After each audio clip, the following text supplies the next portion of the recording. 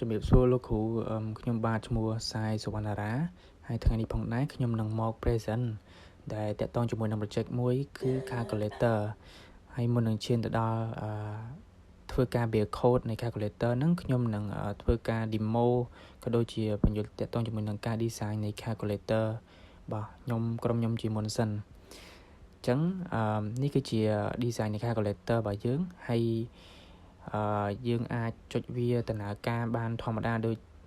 នេះចឹងលេខ1លេខ4លេខ5លេខ2អីគឺបានធម្មតា backspace ក៏បានដូចគ្នាហើយជាមួយ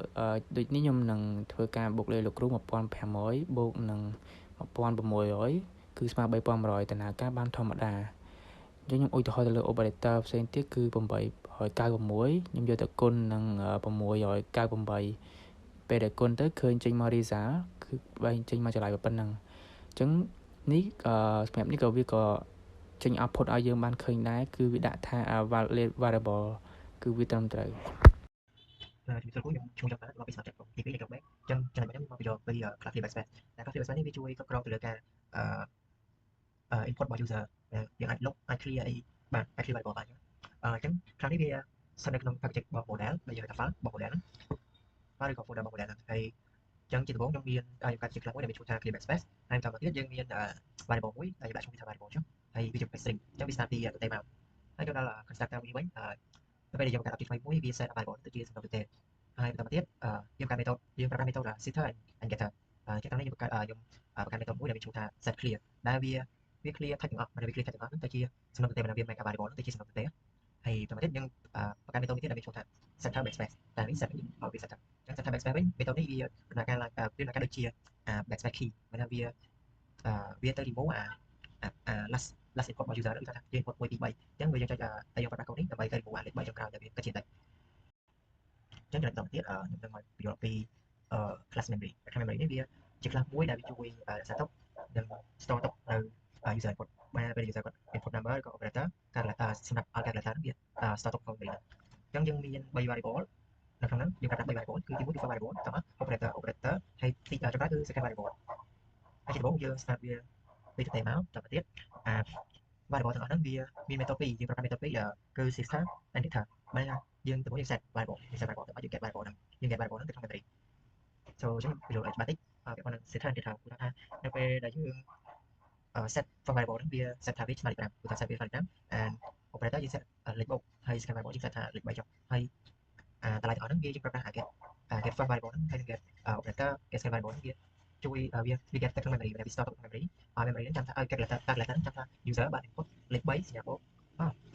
លេខ5សញ្ញាបូកហើយលេខ3ចាំថា calculator ហ្នឹងវាចាំថា user បាន input តម្លៃប៉ុណ្ណឹងតែវាអត់ទាន់ get អូខេអញ្ចឹងខ្ញុំបន្តទៀតនិយាយពីខ្ញុំមកបញ្ចូលពី class operator ហើយ class operator មួយនេះវាស្ថិតក្នុង model ដូចគ្នាហើយជា model ដូចគ្នា class operator វាធ្វើការវាជា class មួយដែលធ្វើការទៅលើការកណនាបេក្ខនិកហើយនៅក្នុងការកណនាបេក្ខនិកហ្នឹងយើងប្រើប្រាស់ method ចំនួន4បូកដកគុណចែកអញ្ចឹងខ្ញុំនិយាយពី method មួយអញ្ចឹង method ទី1គឺ method បូកយើងហៅថា add អញ្ចឹងគ្រប់ method ទាំងអស់គឺវាត្រូវការចំនួនតម្លៃចំនួន2គឺថាយើងតាំងឲ្យ a ហ្នឹងជា number ទី1ហើយ double b ហ្នឹងជា number ទី2អញ្ចឹងនៅពេលយើងប្រើប្រាស់ method add បើយើងត្រូវការ input វាថាយើង input កន្លែង a យើង input លេខ5ហើយ b យើង input លេខ3អញ្ចឹងមានថាវា return a ហ្នឹងស្មើ5បូក3អញ្ចឹងវាស្មើ8អញ្ចឹងវា return លេខ8មកហើយចំពោះ subtract ដូចគ្នាវាថាយើង input តម្លៃ5 3ដែរអញ្ចឹងវាយក5ដាក់3អញ្ចឹងវាស្មើ2អញ្ចឹងទៅហើយចំពោះលេខគុណក៏ដូចគ្នាយើងត្រូវការតម្លៃ2ដូចគ្នា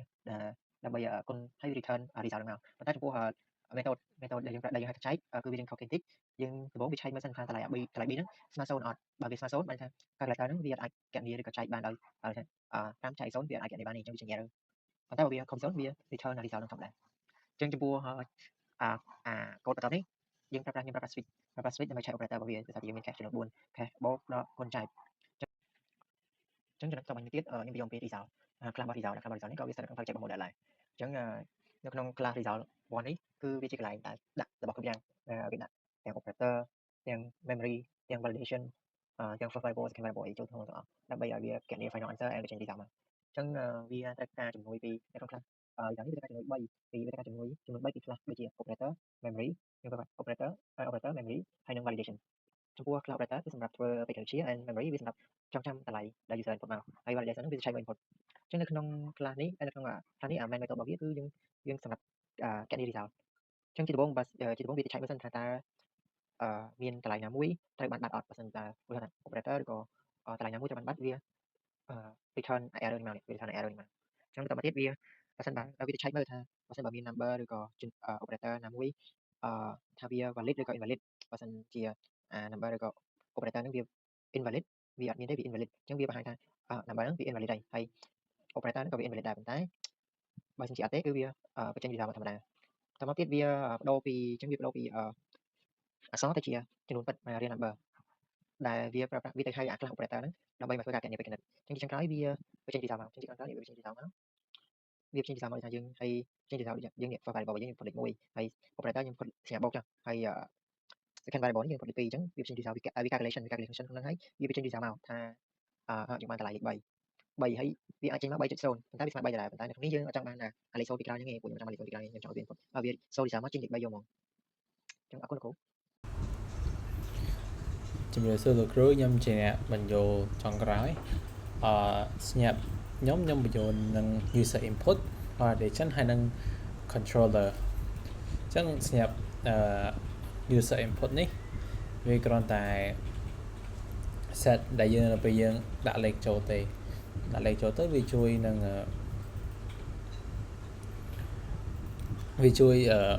បូកលេខទាំងអស់ដើម្បីសរុបចុងក្រោយអញ្ចឹងទៅហើយសញ្ញា validation នេះនៅពេលដែលខ្ញុំដាក់លេខខុសអីទៅវានឹងប្រាប់ខ្ញុំថាលេខខុសមួយกับលេខត្រូវហើយដូចជាខ្ញុំអត់អាចចុចបាទចុចទៅនឹងអាចចុចទៅនឹង operator 2ដងវាអាចនឹង error អញ្ចេះខ្ញុំធ្វើការចុចបានម្ដងតែទៅបើសិនជាខ្ញុំចុចត្រូវវិញសិនជាខ្ញុំចុចត្រូវវានឹងលោតមកដាក់ថា valid variable នៅខាងក្រោមនេះហើយសម្រាប់ទៅនឹង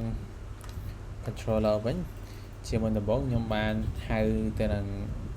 model ទាំងអស់មកដើម្បីយកមកប្រើហើយដំបូងគឺតើតើជាមួយនឹងប៊ូតុង backspace អញ្ចឹង backspace នេះនៅ code នេះវាគ្រាន់តែជួយលុបលេខទៅក្រោយវិញទេអញ្ចឹងឧទាហរណ៍ខ្ញុំឲ្យ5000ចេះខ្ញុំចុច backspace វាលុបទៅលេខខាងក្រោយមួយនឹង on clear នេះខ្ញុំដាក់លេខជាច្រើនបូកវាជាច្រើនអញ្ចឹងទៅពេលខ្ញុំចុច clear ទៅវា clear ទាំង